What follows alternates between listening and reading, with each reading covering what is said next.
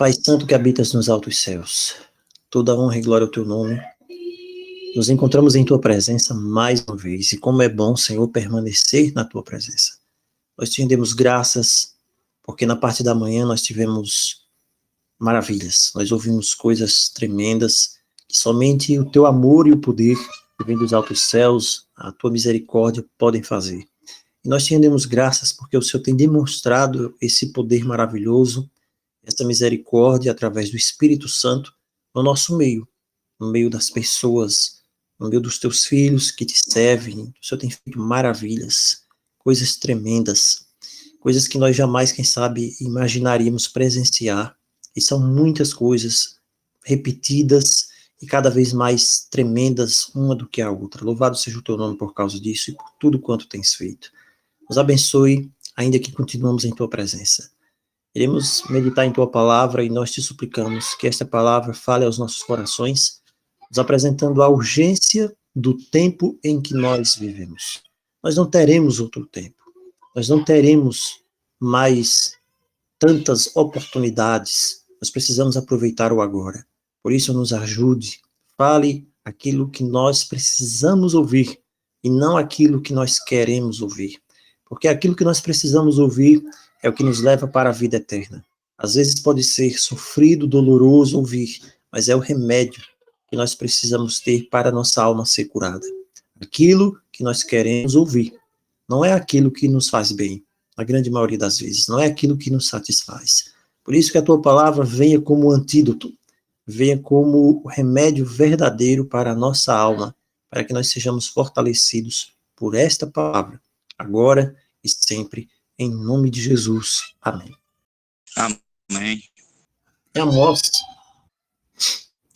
Amós capítulo 1, verso 1. Está escrito assim: palavras que em visão vieram a Amós. Quem era esse Amós? Logo no início, aqui no verso 1, se faz questão, o autor aqui do livro de Amós, de identificar quem era esse Amós. Amós, ele era um pastor, um criador de ovelhas, um negociante de ovelhas. E ele era de uma cidade, de Tecoa. Tecoa, ele era da cidade ali de Judá, quer dizer, uma cerca. E ele morava ali, era uma cidade próxima a Hebrom, da época ali de Roboão, lugar nascimento de Amós. Ele era dali. E ele tem uma mensagem a respeito de Israel. E a mensagem dele foi dada, a palavra diz, nos dias de Uzias. Esse Uzias, a palavra Uzias é Uziá, quer dizer, minha força é Yahvé. Ele foi o filho do rei Amazias. Ele foi rei de Judá por 52 anos. Ele era rei de Judá. Também a palavra de Deus veio a Amós, esse profeta, nos dias de Jeroboão, o filho de Joás, rei de Israel. Então ele profetizou durante períodos distintos aqui. O primeiro período é nos dias de Uzias, nos dias do rei Uzias. E depois nos dias de Jeroboão. Uzias era rei de Judá, Jeroboão, rei de Israel. As duas nações estavam apostatadas nesse momento aqui. Uma pior do que a outra, Israel pior do que Judá. Mas o autor aqui de Amós, ele nos dá um dado bastante interessante para que nós possamos entender o significado dessa profecia, das palavras que serão ditas por Amós. No finalzinho aqui, você vai ver o seguinte, que ele data aqui um ponto. Ele diz que essa palavra, ela foi dada ao profeta Amós 2 anos antes do terremoto. Entendeu? Que coisa. A palavra foi dada a Amós. E aqui diz, a palavra veio a Amós, a palavra do Senhor. Você vai ver que isso tem uma relação lá com Joel, por exemplo. Joel capítulo 1, verso 1. Você tem uma referência assim, semelhante. A palavra de Yahvé. Jonas 1, verso 1, você vai ver a mesma referência. Miqueias 1, verso 1. E você vê que essa profecia aqui são palavras de Javé, ou Yahvé. E ele tem uma mensagem, uma razá. Razá é a palavra para ele viu. Ele viu. Foi mostrado a ele por Deus. Ele não inventou, ele não criou. Não foi o que ele achou, mas ele viu. Então aqui é um método sobrenatural, a maneira sobrenatural que Deus havia dado para ele. Ele era um pastor. A palavra hebraica aqui para pastor não é a palavra comum para pastor, que é o roel, mas o noked. Ele era um rebanho. Então, alguém que cuida de ovelhas pequenas. E é um detalhe interessantíssimo aqui, quando nós vamos ver isso no hebraico, porque diz que Amós cuidava de ovelhas anãs. As ovelhas anãs, as ovelhas de pernas curtas.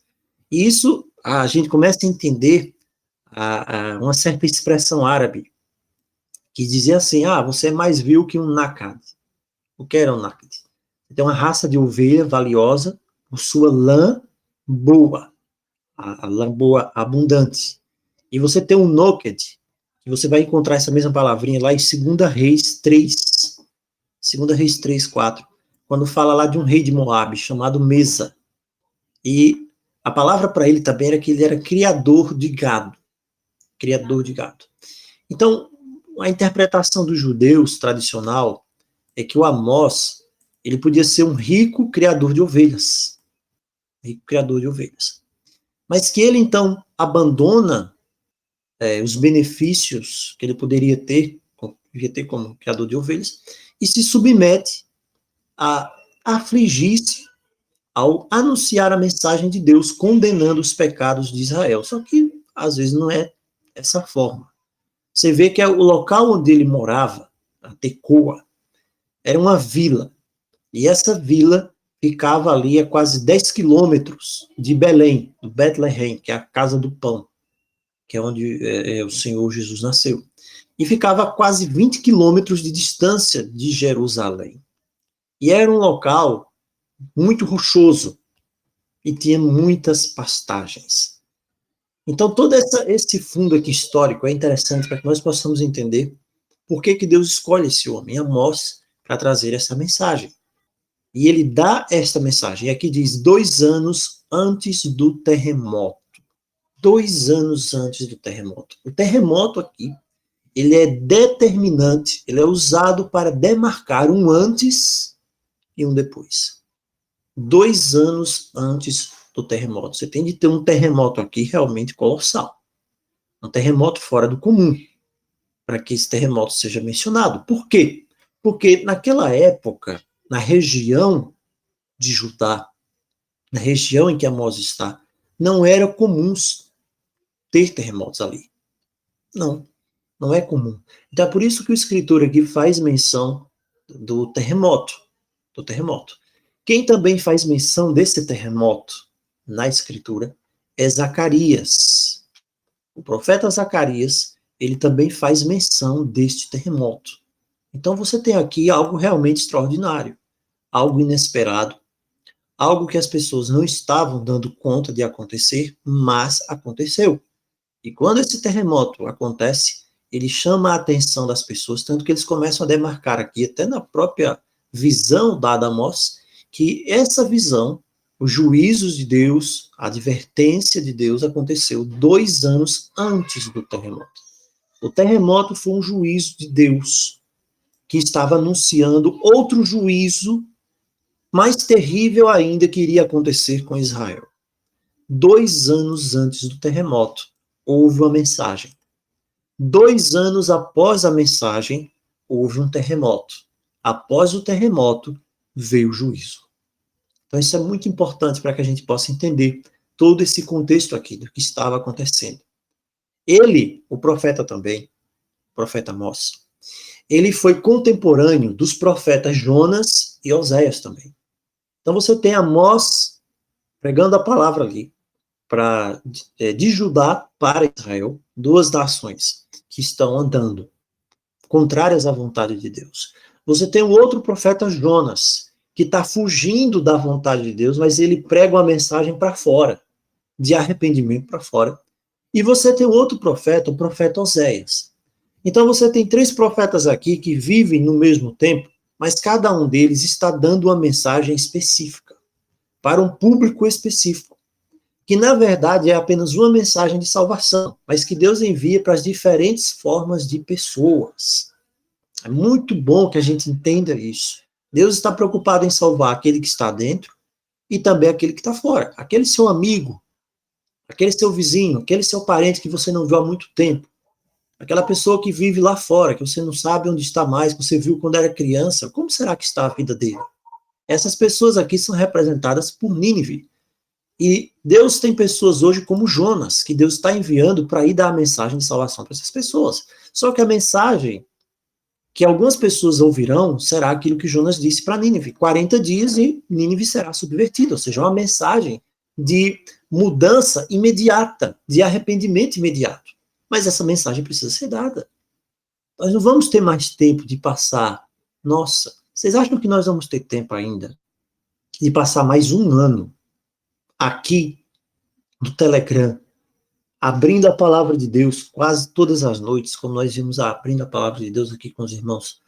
Você vai ter mais um ano. Quem garante que você tenha mais um ano de graça para pregar o evangelho? Um dia da sua vida faz diferença. Faça um convite à pessoa, o seu amigo. Quem sabe o seu amigo trabalha do seu lado. Quem sabe o seu amigo trabalha ali da mesa ao seu lado e você nunca falou de Jesus para ele. Quem sabe você nunca falou da salvação para essa pessoa e a pessoa está ali do seu lado. Quem sabe o seu vizinho que você encontra todo dia: oi, tudo bem, tudo bem, tudo bem. Sabe, se você soubesse que uma grande coisa iria acontecer, por exemplo, se você soubesse que um grande terremoto vai acontecer, vamos nos transportar para a época de Amós. E também trazendo para os nossos dias. Se você soubesse que um grande terremoto iria acontecer, o que aconteceria? Que ele iria atingir o seu bairro, o que ele iria atingir a sua casa. Sabe, que muitas pessoas, infelizmente, seriam atingidas por esse terremoto e que iria acontecer exatamente ali, você saberia que aquela casa ali, ela ruiria. Será que você não sentiria o desejo de falar de Jesus para aquela pessoa, para o seu vizinho que está ali do seu lado? Quem sabe se você soubesse que fosse hoje o último dia que você teria para fazer isso, será que você não faria? O mesmo sentimento nós precisamos ter. Nós precisamos ter. Sabe por quê? Porque as coisas se repetem. As coisas se repetem. Você tem Amós proclamando uma mensagem de Deus, uma mensagem que o juízo de Deus se aproxima. Amós capítulo 1, verso 2. O Senhor rugirá de Sião, e de Jerusalém fará ouvir a sua voz. O juízo de Deus que se aproxima. E agora não apenas sobre Israel ou sobre Judá, mas sobre todo o mundo. Sobre todo o mundo. E aqui você tem Amós, você tem Jonas e você tem Oséias. Eles três estavam proclamando a mensagem. O nome Amós significa carregador de fardos. O nome Amós significa carregador de fardos. O ministério de Amós foi desempenhado, como nós já vimos, durante a época de Uzias e o do Jeroboão II, não é isso? O Jeroboão lá de Samaria. É com Amós que é inaugurada a linha de ministérios proféticos que estava buscando levar Israel a um entendimento mais profundo sobre a justiça de Deus. É a partir de Amós. É pelos ensinos de Amós. Pelos ensinos de Amós. Você lê o livro de Amós, você vai ver. E depois os profetas que seguem ele vão seguir isso aí. Que os israelitas conseguiram sobreviver ao fim trágico de Israel como nação. Porque foi a partir dali de Amós que vieram poderosas mensagens anunciando que Israel haveria de chegar ao fim. O juízo de Deus através da Síria iria acontecer. Em 722 AC, antes de Cristo, vem lá Senaqueribe, transporta Israel, leva Israel embora. Israel é escravizado, é deportado e finaliza-se como uma nação. Tem gente até hoje procurando onde é que estão as tribos perdidas. Então, é a partir dali de Amós que a mensagem é dada, uma mensagem séria e direta para as pessoas. Se você soubesse que o seu mundo mudaria ano que vem, que você não teria mais um celular, que você não teria mais a internet, que as pessoas, já pensou como que será que as pessoas estão preparadas para uma mudança abrupta de vida? As pessoas hoje quer alguma coisa, supermercado. Quer comer, iFood. Quer pedir uma pizza. Bota gasolina no carro. Daqui para ali, é longe. Tem gente que na esquina só vai se for de carro. Você já parou para pensar a mudança que vai haver no mundo em pouco tempo? As pessoas estão preparadas para isso? As pessoas não estão preparadas para isso. As pessoas sequer imaginam isso. As pessoas hoje estão preparadas para colocar dancinha na rede social. É isso que as pessoas estão preparadas. Para criar coisas fantasiosas, para crer em coisas fantasiosas. Mas para os eventos que vêm, as pessoas não estão preparadas. E aí é onde Deus levanta um Amós, onde Deus levanta Jonas, onde Deus levanta Oséias. E o que é interessante sobre tudo isso aqui é que é através dessas pessoas que Deus começa a revelar as coisas que em breve vão acontecer. Amós, ele vive nos dias de Jeroboão II, o segundo. E o que acontece? Justamente nesse período aqui, foi um longo período de prosperidade. E o que nós estamos falando dos nossos dias? Nunca houve um tempo com tanta prosperidade, avanço tecnológico, conforto que se traduz na tecnologia para a vida da humanidade, da raça humana, como nos dias de hoje. Prova disso é o que nós estamos fazendo agora, falando, nos conectando a milhares de quilômetros de distância uns dos outros pela tecnologia. Então, o que nós vemos aqui? Comecem a juntar os pontos. Comecem a juntar os pontos. Se a palavra diz em Eclesiastes, se a palavra nos dá conta que aquilo que foi será e que há um ciclo repetitivo nos eventos proféticos, ou seja, aquelas coisas que aconteceram, elas são sinais que vão nos apontar que irão acontecer de novo. Claro que umas num grau maior, outras num grau menor, mas elas voltam a acontecer. É uma roda que gira e volta a acontecer, para que você tenha conhecimento profético. Então você vê que esse homem se levanta, ele começa a proclamar, a mensagem dele é demarcada porque ela acontece 2 anos antes do terremoto. Na sequência, após o terremoto, você vai ter uma destruição de Israel como nação. E as pessoas não estavam preparadas para isso. O outro ponto é que esse homem levanta e inaugura a linha de ministério profético que leva as pessoas a entender que o momento do juízo se aproxima. O outro ponto, esse momento, exatamente o momento que antecede aos juízos, é o momento de maior prosperidade. Então, você fecha aqui o entendimento aqui, o esquema profético, o esquema dos fatos. E a gente finaliza aqui esses 4 pontos e vê. É um período de prosperidade. Um período de grande prosperidade. É ali que ele inicia o seu ministério. Então, num período de grande prosperidade, você acha que as pessoas estão preocupadas? Será que as pessoas estavam dando atenção, preocupadas com aquela história de Amós, que um juízo de Deus ia vir, que ia se abater? As pessoas não estavam preocupadas. As pessoas não estariam preocupadas. Por quê? Porque estava tudo bem. Está tudo bem, se preocupar com o quê? Então você tem um aviso, e esse aviso é o grande terremoto. Zacarias fala disso, esse grande terremoto. O texto de Zacarias que fala do grande terremoto é isso aqui, ó. Esse terremoto foi tão importante para marcar isso, que o texto de Zacarias, capítulo 14. Zacarias, capítulo 14, nos dá uma ideia a mais, veja como é importante isso, do que realmente aconteceu com esse terremoto. E é tremendo isso aqui, porque é uma grande revelação da palavra de Deus para nós hoje. Zacarias, capítulo 14, verso 5. Veja o que está escrito aqui. Zacarias 14, 5. Zacarias 14, 5 diz assim: E fugireis pelo vale dos meus montes, pois o vale dos montes chegará até Azel. Qual é a primeira coisa que está sendo dita aqui? Zacarias 14, 5. Vamos pegar aqui na linguagem original, se a gente consegue pegar mais alguma coisa aqui. Fugireis. Palavra hebraica aqui, o nok. Fugireis. Fugireis pelo vale. Vale dos meus montes. Como é que vale dos meus montes? À beira dos montes, é isso? No caminho das montanhas. É isso que Deus está querendo dizer aqui. Ao pé das montanhas. Fugireis. Porque o vale dos montes chegará até Hazal. É o Hatzel. Essa palavra. Era o lugar próximo a Jerusalém. Não se sabe qual é a exata localização disso aqui. Mas Deus está dizendo, o vale dos montes chegará até lá. A amplitude do terremoto, ele iria se estender até esse lugar. E as pessoas estariam fugindo ali, fugindo para ali, para fora. Então você vê um terremoto que atinge a cidade e que se espalha de dentro para fora. Isso é muito importante para o contexto agora dos nossos dias, o contexto profético, o terremoto que se espalha de dentro para fora. E Deus diz, sim, fugireis. E ele vai dar agora o exemplo disso aqui. Fugireis como fugistes do terremoto, do tremor, do terremoto nos dias de Uzias, rei de Judá. Olha só o que Deus está dizendo aqui. Deus está dizendo e está fazendo uma símile que eles vão fugir pelos montes, está falando do juízo, mas ele diz assim, ó, lembra do terremoto? Tudo bem, o terremoto aconteceu e vocês vão fugir como vocês fugiram nos dias do terremoto. Fugiram. Isso dispersa as pessoas.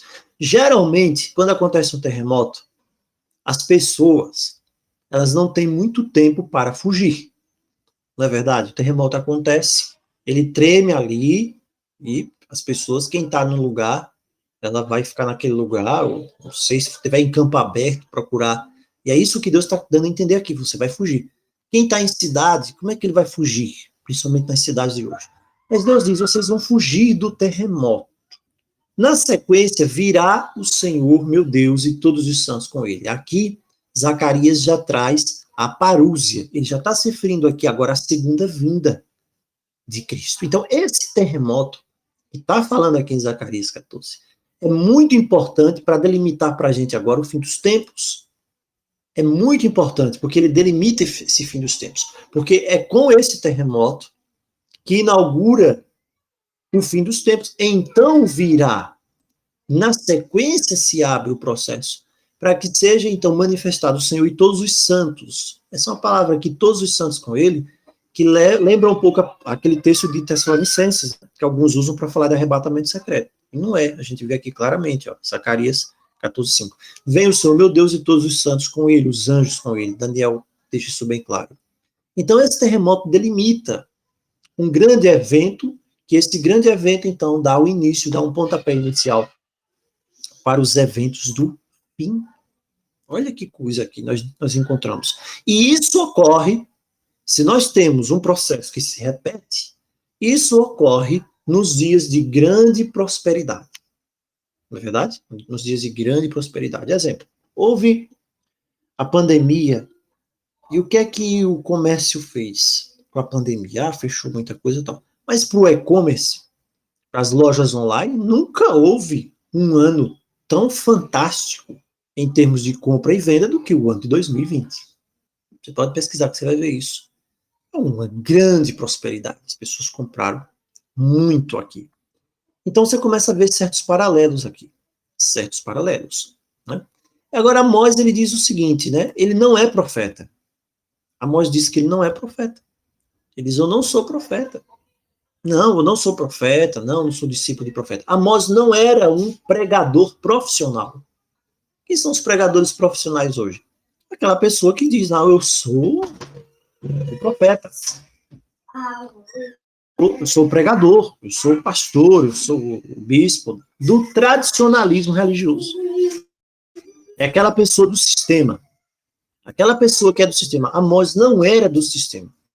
Isso aqui é muito importante para a gente entender. Que pessoas estarão proclamando essa mensagem de juízo nos últimos dias? Que pessoas? Você vai ver que ele diz assim, eu não sou profeta. Amós capítulo 7. Amós capítulo 7, verso 14. Amós capítulo 7, verso 14. Veja. Amós dá uma mensagem. Veja aqui. Que mensagem de Amós? Olha só. Amós capítulo 7, versículo 8.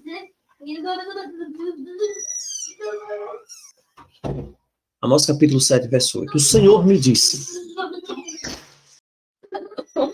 O Senhor me disse, que vês, Amós? Que vês, Amós? Respondi, um prumo. Então me disse o Senhor, eis que eu porei o prumo no meio do meu povo de Israel e jamais passarei por ele. Deus está fazendo o seguinte, eu vou pesar, eu vou julgar o meu povo agora. Chegou o momento do juízo no meu povo. Verso 9, os altos de Isaac serão assolados. É uma mensagem profética muito forte. Destruídos os santuários de Israel, eu vou me levantar com a espada contra a casa de Jeroboão. Era o fim da nação de Israel. Então Amazias, o sacerdote de Betel, mandou dizer a Jeroboão, rei de Israel. Veja a mensagem.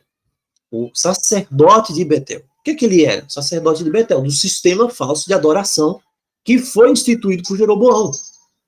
Para a gente entender isso, a gente precisa entender a história lá do cisma que aconteceu, onde ficou Judá com Roboão e ficaram as outras 10 tribos com Jeroboão, e ele lá fez todo um sistema idolátrico lá, um culto falsificado em Betel. Então esse Amazias, quando ouviu essa palavra, ele foi lá e mandou dizer para Jeroboão, que era o rei de Israel, mas apostatado.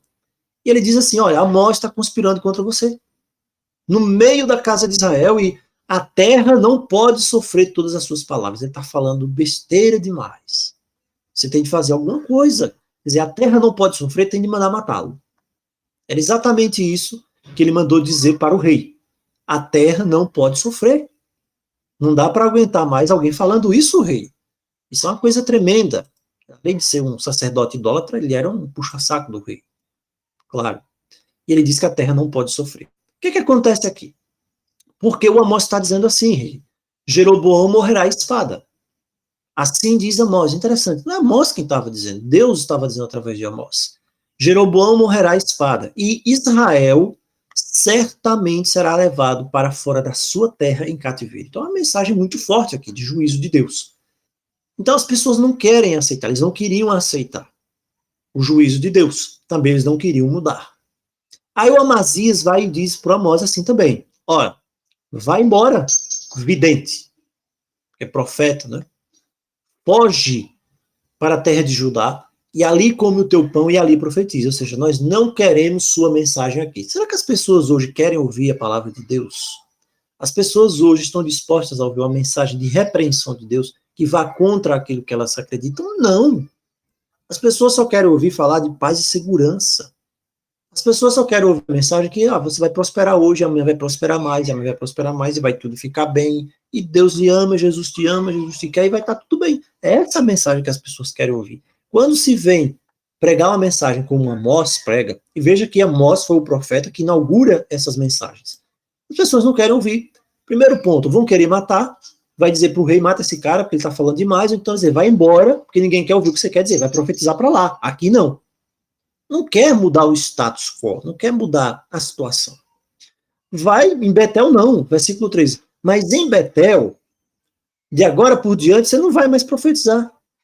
Porque é santuário do rei e o templo do reino. Você vai dizer hoje algumas coisas, a palavra de Deus, se você abrir a palavra de Deus, para algumas pessoas, infelizmente, que estão dentro do sistema religioso, estão iludidas com o sistema religioso, a pessoa vai dizer, não pregue isso aqui não. Ah, mas é a palavra de Deus, mas não pregue, porque aqui é de fulano de tal. Aqui é a igreja de Beltrano. Aqui é o templo de fulano de tal, a igreja de...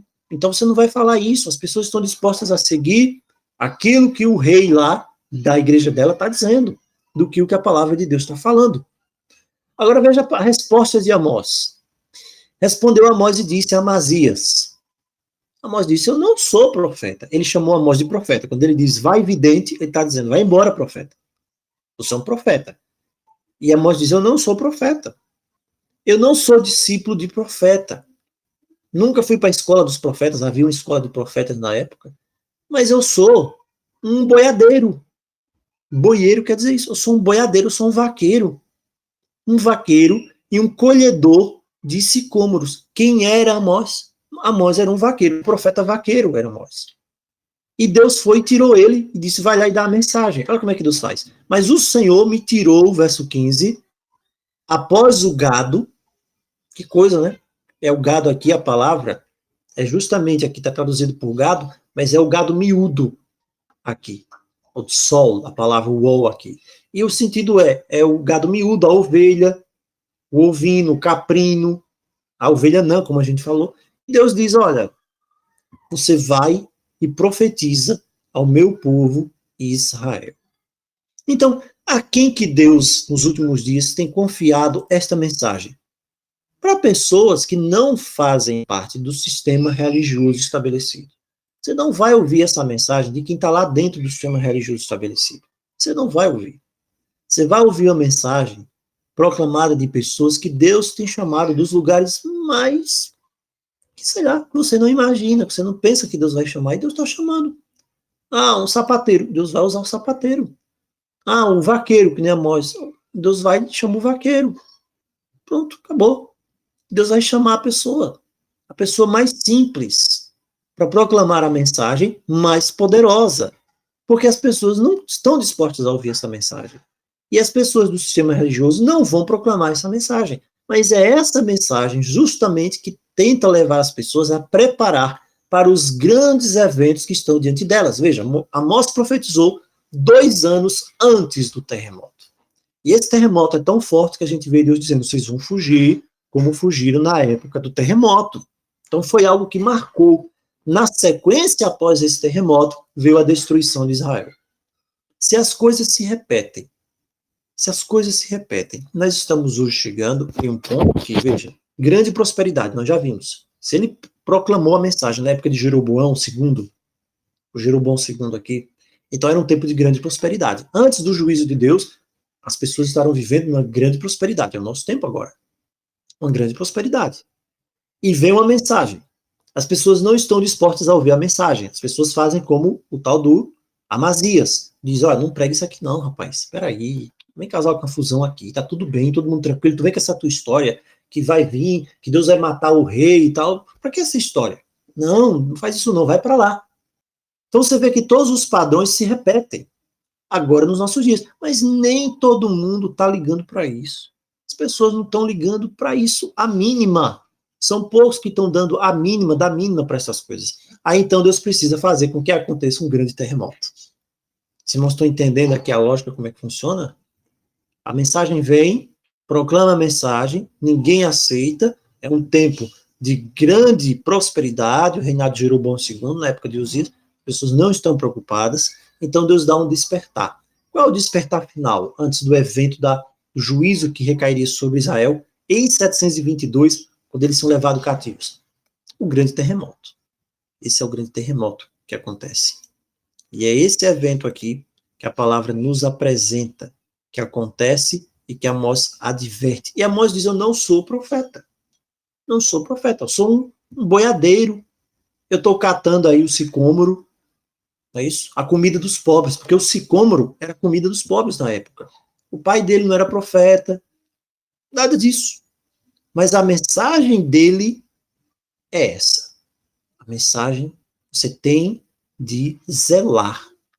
Você tem de estar pronto. Se você não estiver pronto, você não tem o favor divino. 2 anos antes do terremoto, durante 2 anos, a mensagem de Amós foi proclamada. 2 anos. E foi um terremoto de grandes proporções.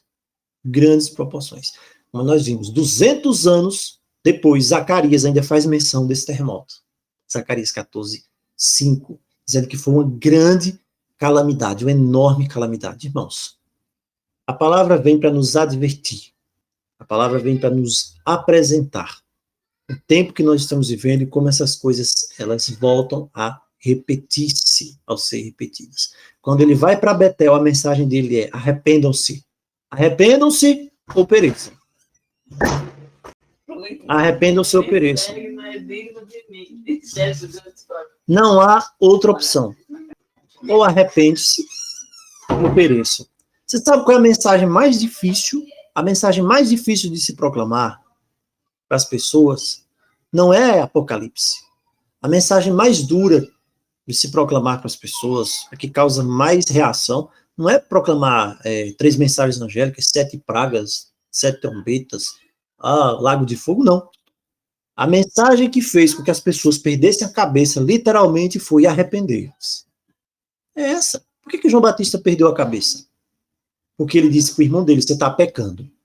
Disse, você está pecando, você está desobedecendo a palavra de Deus, se arrependa. Por isso ele perdeu a cabeça. Só por isso. Então essa é a mensagem. E Amós, ele proclama assim, arrependam-se ou pereçam. Não tem meio termo, você se arrepende ou você perece. Então ele é expulso dali. Ele é proibido de profetizar ali.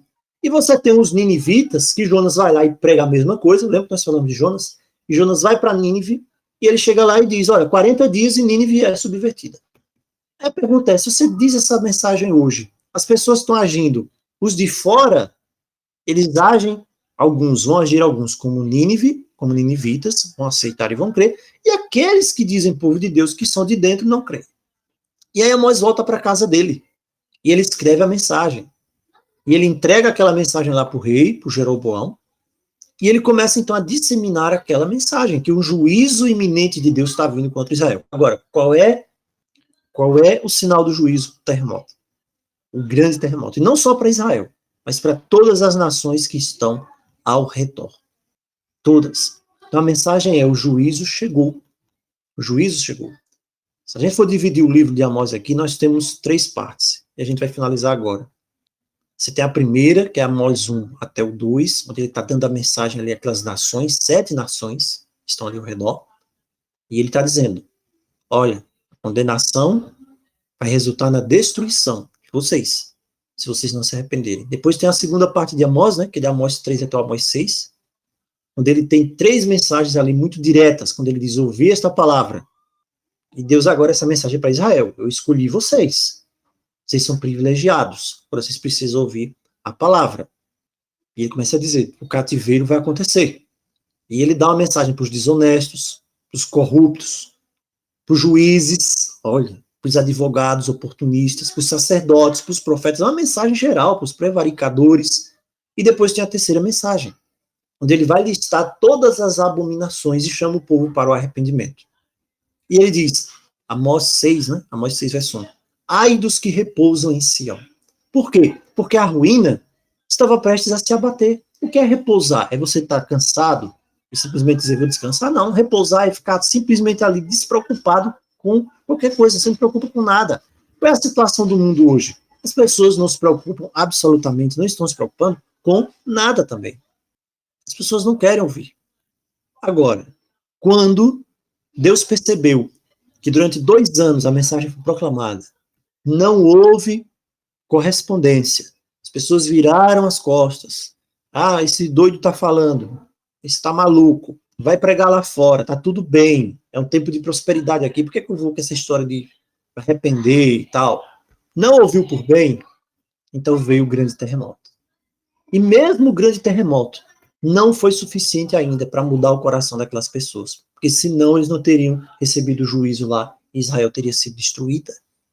São grandes eventos, irmãos, que Deus usa para nos mostrar o seu padrão que se repete agora nos nossos dias também. Se repete nos nossos dias também.